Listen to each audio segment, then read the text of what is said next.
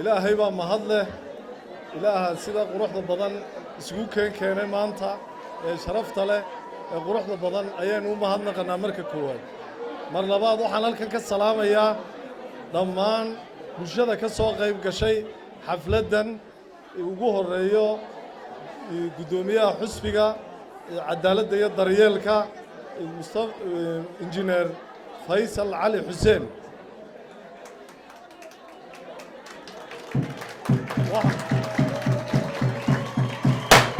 waxaan leeyahay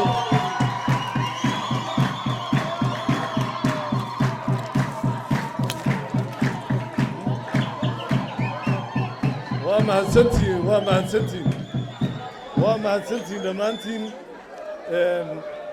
mudanayaal iyo marwooyin waxaa sharaf weyn ii ah inaan maanta oo ay bishu tahay 21-kii bishii labaad 2021 inaan hortiinna kaga dhawaaqo inaan ahay musharax doorashooyinka soo socda ee golaha deegaanka caasimadda Hargeysa sharaf weyn bay tahay inaan hortiinna kaga dhawaaqo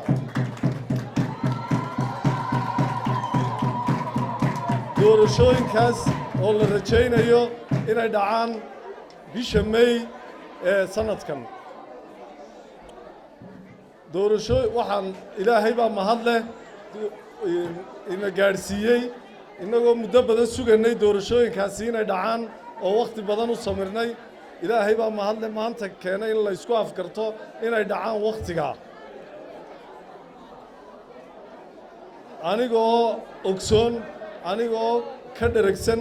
anigoo fahamsan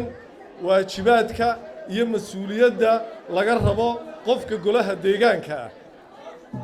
waxa aan goostay in aan u tartamo xildhibaan golaha deegaanka si aan ugaga faa'iideeyo khibradayda iyo waayo aragnimadayda bulshada ku dhaqan caasimadda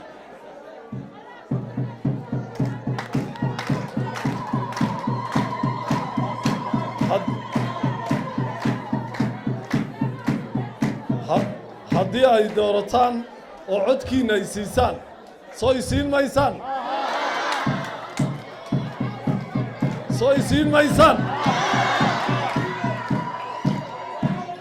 waxaan halkan ka ballan qaadayaa inaan idiin noqdo xildhibaan idiin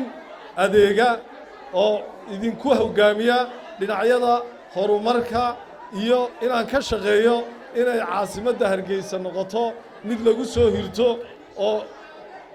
oo ka fiican ta ay maanta tahay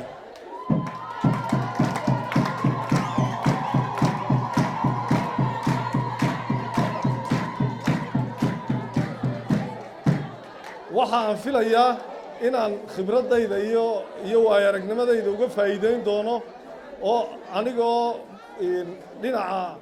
horumarka bulshada iyo kaabayaasha dhaqaalahaba hore wax badan oo uga soo shaqeeyay wax ku tari kara anigoo ogsoon baahiyaha gaarka ah ee caasimaddu leedahay maadaama aanan habeenna aanan dhinac uga bixin waddankeenna iyo caasimaddaba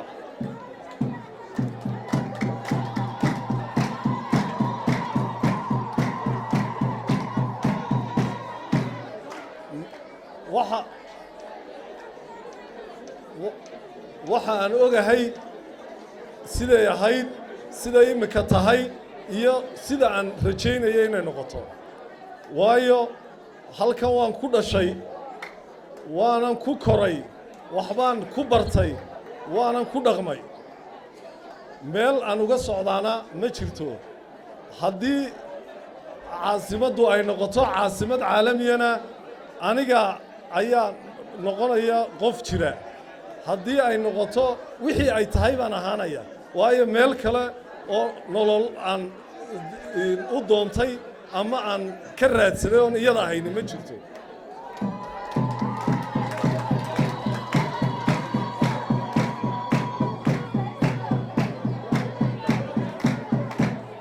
baahiyaheedoo dhanna si gaara ii taabanaya maadaama aan ku noolahay